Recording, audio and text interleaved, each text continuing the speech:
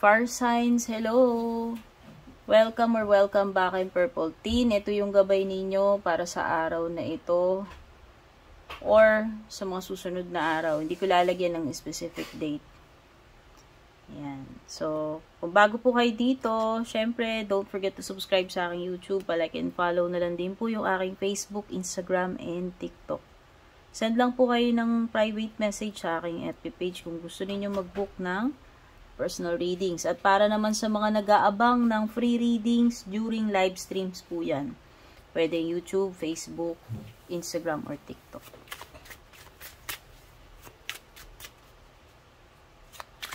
Ano muna yung overall energy ninyo? Fire signs, Aries, Leo, Sagittarius, Queen of Coins. Ayan, siguro ang sinasabi ni Queen of Coins sa iyo, no, itong araw na ito, kailangan pairalin yung pagiging practical, fire signs. O, wag muna yung mga kapritsyo yung uunahin mo. So, dapat mong i-consider kung ano yung pinaka-wise, yung pinaka-practical, no? Pagdating sa mga decision mo, sa mga gagawin mo, sa choices yan. At saka pwedeng ang main concern mo, kung tao ito, pwedeng you are dealing with an earth sign, Taurus, Virgo, Capricorn. Tignan pa natin yung surrounding energies. Ay, coins again. Kita ba?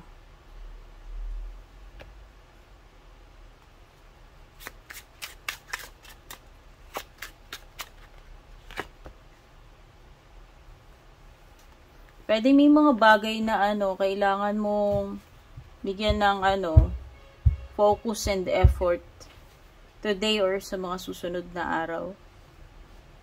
No, kumbaga kung walang tiyaga, walang nilaga, no? Itong araw na to, fire signs or sa mga susunod. Kung wala kang tiyaga, walang nilaga. Possible na may biglaang lakad, no? Pwedeng may kinalaman sa transaction, sa pera or sa trabaho. Meron ding mga panggulat itong araw na to or sa mga susunod yan, you have the Tower. So, may mga surprises na. Saan maganda to mga surprises na to, fire signs? Meron ding Ace of Cups. Pwede yung iba sa inyo, you will receive something special. No, whether ito ay material o hindi. So, pwedeng pwedeng gift, pwedeng ibang bagay, pwedeng special pero hindi naman material, yan. Tignan naman natin sa kaperahan ninyo, fire signs, career and money, entry level.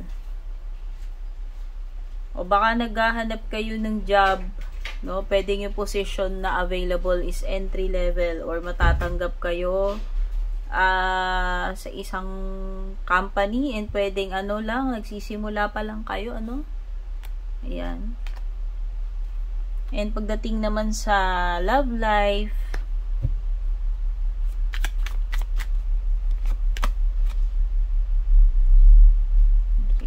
so may struggling pagdating dito sa love life mo, hindi ko alam.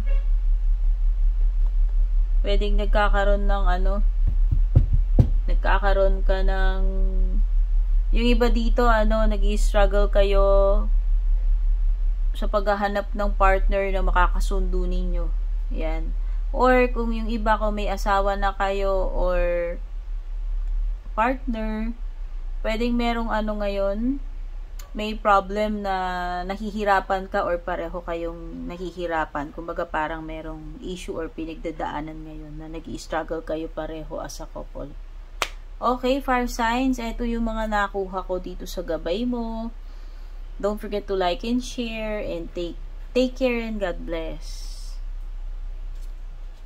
Ayan, lilipat na tayo kay Earth Signs.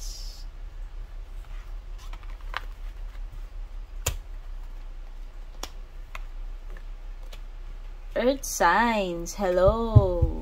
I'm Purple Teen. Kung gusto mo maging updated sa aking readings, please don't forget to subscribe sa aking YouTube. Like and follow na lang din yung aking Facebook, Instagram, and TikTok.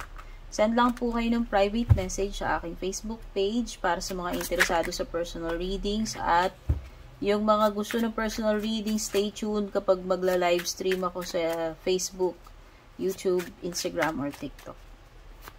Ano muna yung overall energy ninyo?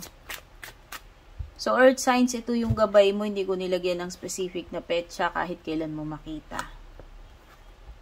The Emperor. Wow. So, this is something about fatherhood, no? Kung yung iba sa inyo dito ay tatay na or about to become a father. Pwedeng this is also an indication ng authority or nasa position ka ng pagiging ganun. Okay? This is about responsibilities and accountability. No? Taking control of your of the situation, or kung meron mang na-assign sa'yo na na task or responsibility. No? Yan, pwedeng you are dealing with a boss, no? Baka may literal na nakaka-deal ka na superior, boss, or someone na parang ano ba tawag dito? Medyo may controlling, sabihin na natin, on a negative aspect. So, ano naman yung mga iba pang energies, surrounding energies. Merong Aries energy dito. Pwedeng may makadil ka Aries. Okay? Itong Page of Coins, pwedeng ikaw lang din ito dahil Earth sign ka, or pwedeng may nakakadil ka kapareho mong Earth sign. Meron ding water sign dito, no? Cancer, Scorpio, Pisces. Ang daming tao. Oh, may nakita ko dito. Pwedeng merong father figure, merong kuya, or magkapatid, yung isa mas bata, no? Pwedeng yung isa ate or kuya. Yan.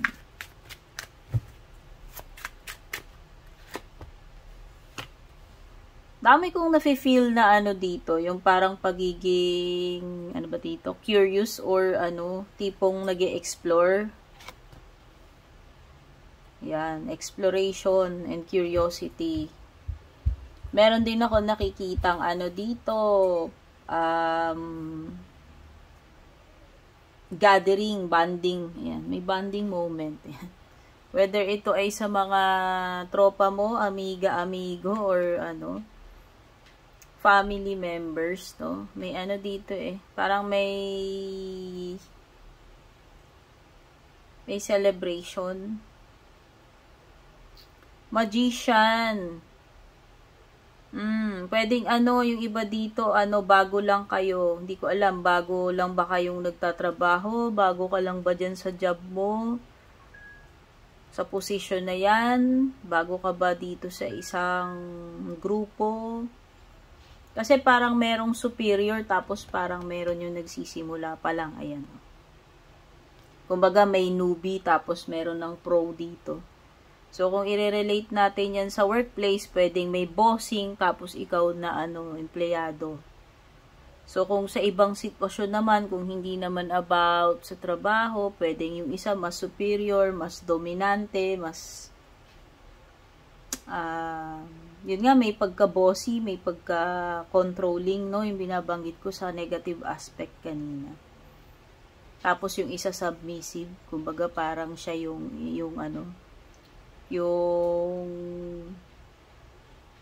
sumusunod kaysa dito sa isa, no? Kasi yung rango nila parang magkaiba. Ayun, yun lang. So, merong something na ano, hindi ko alam. Sabi ko nga sa'yo, merong exploration dito. Parang nag-experiment, tipong ganun. Sumusubok, no? May ginagawa eh. So, whether ito ay ginagawa na o uumpisahan pa lang. Parang may ano, meron ka ditong, hindi ko alam kung personal ba ito na endeavor mo o may kinalaman sa dyan sa trabaho, pwedeng bagong project, no? Kung na-assign ka sa bagong project. Basta meron ditong ano, meron ditong ginagawa. Pwede kakasimula pa lang or sisimulan. Okay? Pagdating naman sa ano mo, career and money,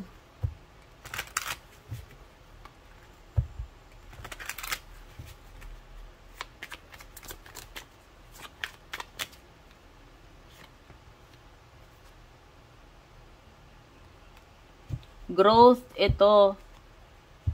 So, pwedeng iba sa inyo dito, ano kayo, yung i-explore ng possibility para ma-improve yung ano ninyo, career ninyo o kabuhayan. So, pwedeng ito ay sa, ano, sa career o sa negosyo, kung may negosyo ka, kung balak mong mas lumago pa yung, ano, yung negosyo mo. Okay? Yan. So, pwedeng may investment na ano, pinag-aaralan or may investment kayo na gusto ninyong palawakin pa, no? Love life mo naman, parang too late to take action. Yun yung nararamdaman ng person na to, whether ikaw to or yung person mo. Tamang nag-aalangan or parang nawawalan na ng ano, nawawalan na ng faith. Kasi, ano eh, parang yun nga, feeling niya parang too late na. So, eto yung mga nakuha ko, earth signs dito sa gabay ninyo. Sana nagustuhan ninyo. Don't forget to like and share. Take care. God bless. Lipat na tayo kay air signs.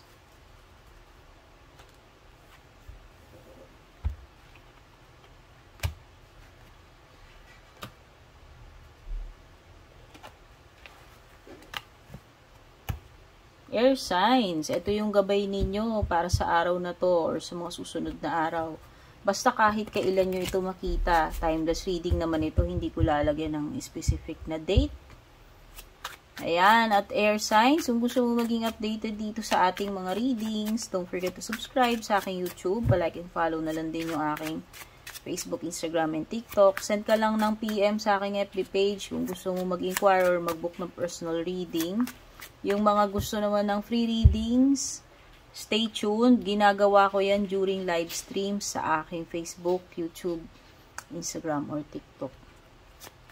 Ano muna yung overall energy ninyo? Your signs. Page of Coins. So, madalas yung mga nakukuha kong overall energy ay, ano ha, court cards. Napipil ko dito, kailangan mong dumiskarte. Air signs, Gemini, Libra, Aquarius. Pagiging mapamaraan, ito yun. So, paano yun? Sa English, pagiging resourceful. Kumbaga, gagawa, kung walang daanan dyan, gagawa ka ng daanan. O, diba? Mag-hokus-pokus ka, magmamagic ka, gagawa ka literal. Yun yung ibig ko sabihin. Kailangan, gumawa ka ng diskarte. Ayan. Research, no? Kumbaga, hindi darating sa iyo kusa, ikaw yung, ikaw talaga yung maghahanap.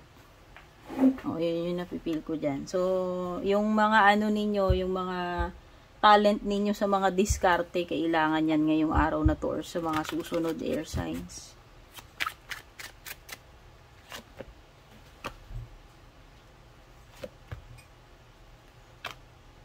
Kasi 'di ba may mga times na may matatalino pero talo nung madiskarte. O diba? Aminin natin yan. Hindi lahat ng talino nakukuha sa sa eskwela. May mga talinong natural eh. O, meron talaga yung iba may talent sila sa ganyan. Yung mga mga diskarte ba? Yan. Ibang klaseng talino yun. O, pwedeng yan. Pwedeng yan yung needed ngayon. Air signs. Para mag-succeed ka itong araw na to or sa mga susunod. Oh, namumutik-tik ng ng coins energy dito. So, pwedeng you are dealing with an earth sign. Taurus, Virgo, Capricorn. Meron ding energy ng Cancer. Yan, baka may mga makakaharap ka na ganyan. Makakabanding, o diba? Matatapos mo na yung mga gawain mo kung natambakan ka. Air signs, good news. Kung natambakan ka, itong mga nakaraan, for sure, maa-accomplish mo na itong mga tasks. Dami, tasks, haba nung S, no? Ang dami niyan. O yan. So, makakaluwag ka na kasi matatapos at matatapos mo yan today or sa mga susunod na araw. Meron din palang Sagittarius. Ayan. Hindi ko pa makalimutan ito. May Sagittarius energy. Cancer, Sagittarius, tsaka strong earth sign energy. Alam mo, diskarte talaga kailangan mo. Dalawang card yung nagsasabi. Bukod dun, kailangan ng tiyaga. Kailangan talaga ng, dito effort, diskarte. Kailangan mo pa ng dito. Patience, tsaka yung pagiging, ano ba tawag dito? Pagiging wais, no? Pagdating sa pagiging wais pagdating sa pera. Ayan.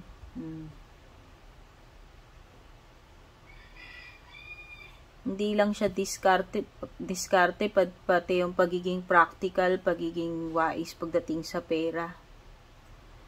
So, tignan na natin pagdating naman sa iyong career and money. Ay, sabi ko na. May negotiate dito. O tipong ano ba yan? Tawaran, ano ba tawag dun? Nakikipagtawaran ka. Hindi ko alam, pero parang may kinalaman siguro sa kung ikaw ay nag-a-apply ng trabaho, yan, pwede pinag-uusapan ninyo yung ninenego, no? Ano ba yung mas pabor sa iyo? Or ewan ko, nakikipagtawaran ka dyan. Kung sa naman yan, mga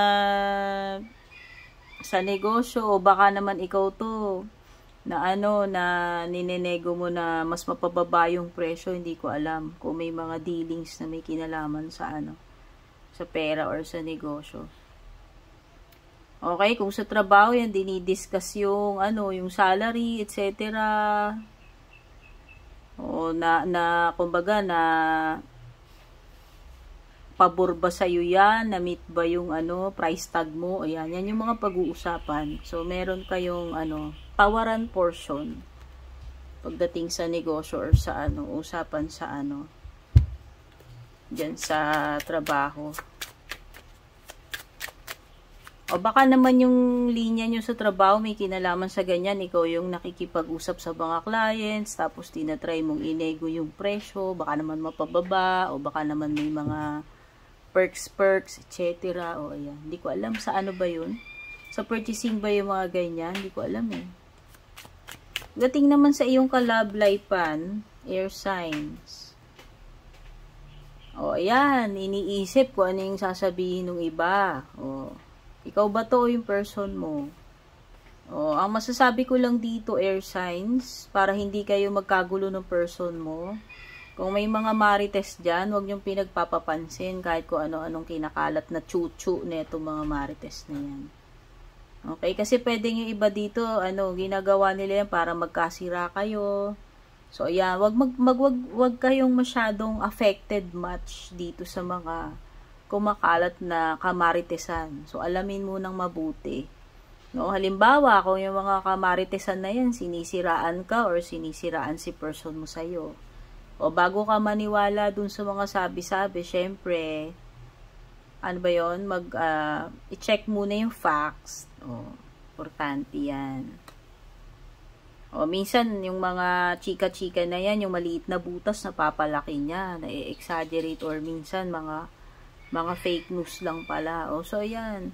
Ito lang yon. So, whether itong mga kachismisan na yan, kamaritisan na yan, regarding you or your person, kung siya man yung naaapektuhan or ikaw, ayan, wag munang wag kayong magpapa-affect sa mga ganyan.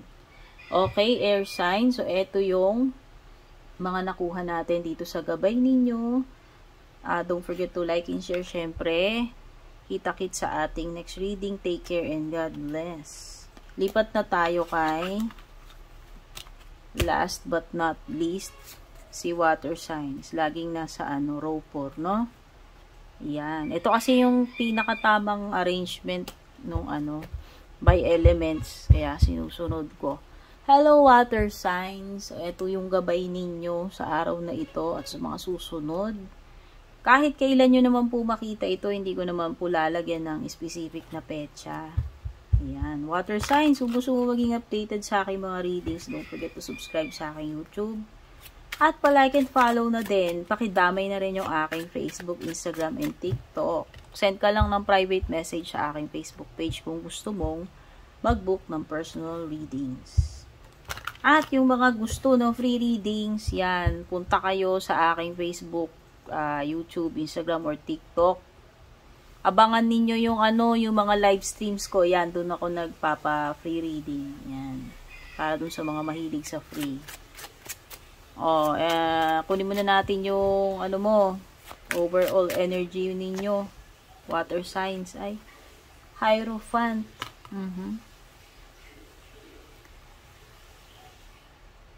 Check muna natin yung surrounding energies bago tayo magchika-chika dyan kay Hierophant, no?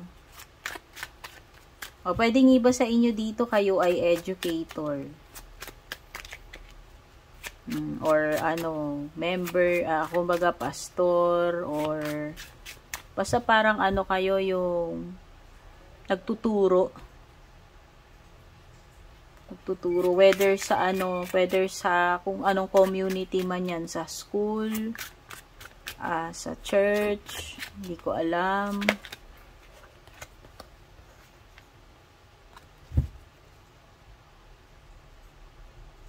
O pwedeng may encounter yung katulad nun yung mga binanggit ko na yun, ha. So pwedeng merong something na may kinalaman sa sa pagtuturo sa aktual na professor or pastor o pari, o hindi ko alam, basta may kinalaman sa ganun Queen of Cups. So pwedeng ikaw lang din water signs, kasi water sign energy ito, or meron ka nakakadil na kapareho mo na water sign.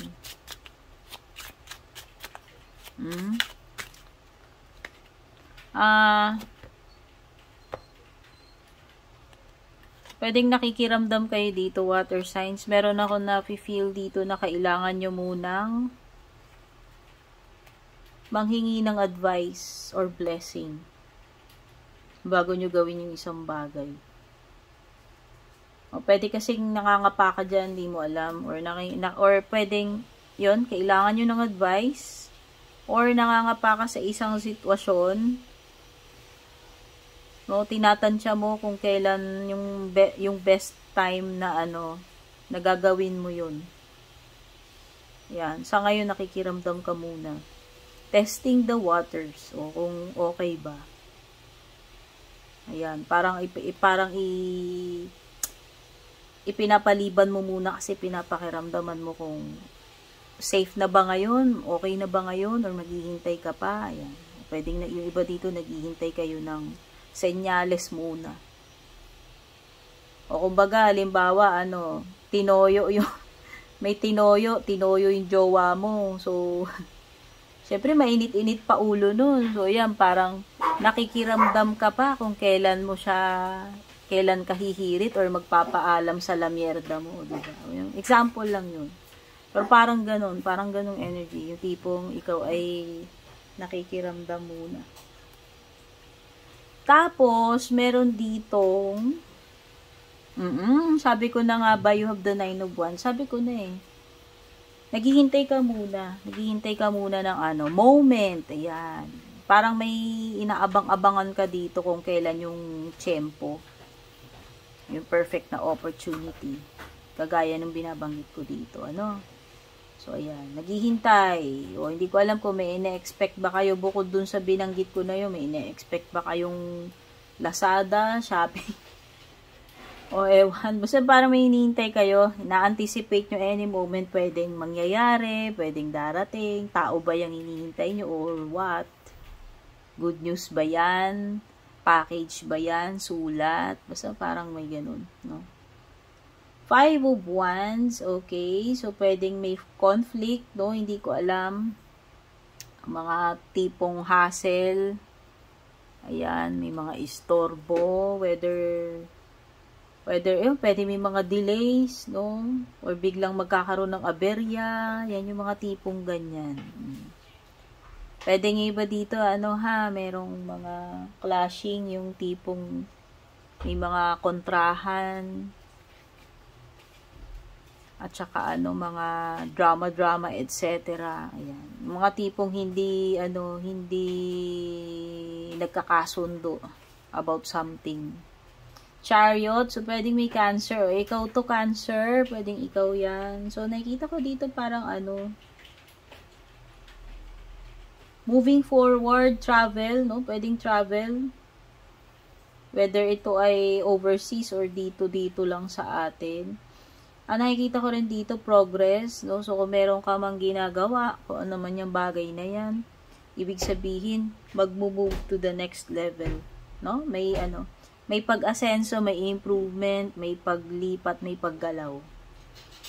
Okay, nakikita ko malaki yung malaki possibility na magtutuloy-tuloy yan. Kung ano man itong bagay na yan. No? Yung tinutukoy niya, whether pag-abroad man yan, pag-travel, or project, etc. O yung kung ano man yung ginagawa mo. When it comes to your career and money,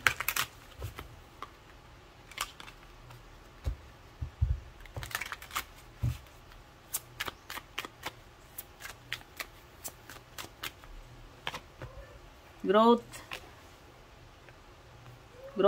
di ba sabi ko parang pag-level up, pag-move forward. Ito. So, pwede nga pinag-uusapan talaga dito, growth pagdating sa career mo, ayan. Or kung ano man ang ginagawa mo ngayon, career ba, or yung sa negosyo, ayan.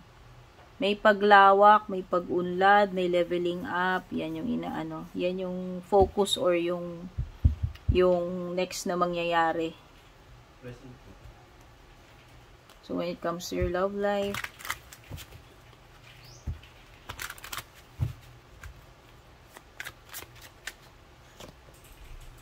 nako, may feeling guilty dito. Energy ninyo ni person mo. Pagiging guilty. Kung sino mo, bahala na kayo ha. Pwedeng ikaw, pwedeng siya. Basta meron ditong feeling guilty. Nako. Baka may nagawa nakalokohan, or sabihin na natin sinasadya man niya ito, hindi, basta itong person na to ngayon ay feeling guilty sa ginawa niya. Okay, so eto yung mga nakuha ko dito sa gabay ninyo. Thank you so much all signs, thank you so much water signs. Don't forget to like and share. Take care and God bless.